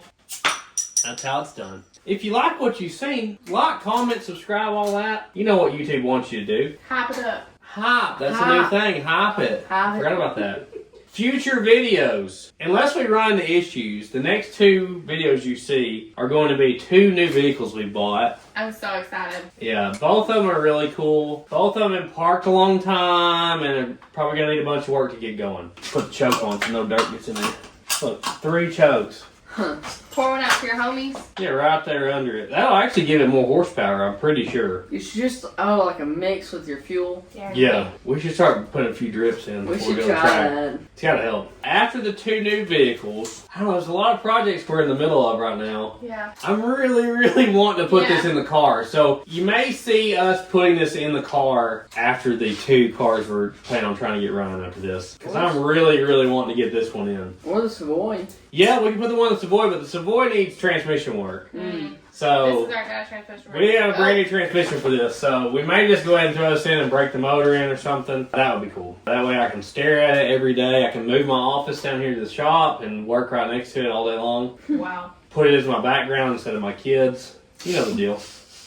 She about blown it out on that one. Hey, don't get it on my engines now, okay? Won't happen. But you can check out our second channel, Sleeper Dude 2. Instagram, Facebook, and TikTok. Sleeper Dude 88. If you'd like to help support the channel, you can become a channel member. It's the join button down below. It's $5 a month. It's just a way to help support the channel, but there are some perks. You get priority status and get your comment answered. You get notified before everybody else if there's something new on the website for sale. And you get daily updates of new stuff we've got, like the 2 new vehicles we got right now. If you remember, you'd already know about it. Also, there's the thanks button or super thanks button down below. You can donate to the channel if you'd like to do that. We just appreciate everybody that watches the channel. Without you guys, this wouldn't be possible.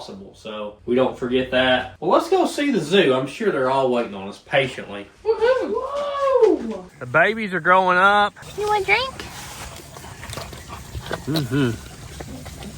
It's good for you. You want to get your daily high fructose corn syrup. That's a good boy. There you go. He loves to build engines. Look at them all snacking on the mineral block here. It's kind of awkward. There you go, Bangs. You want another one? You got some gel on that hair or what? Wait, where's his like? He can't see it. He can't see it for the bangs. You Oh, gotta get your man. hair put up. Probably a trim them. Oh, ponytail? Trimming those would be a crime. I'm glad there's a fence between us.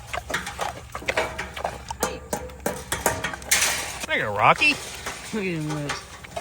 Rocky Jr. He did it. He went for it. There you go.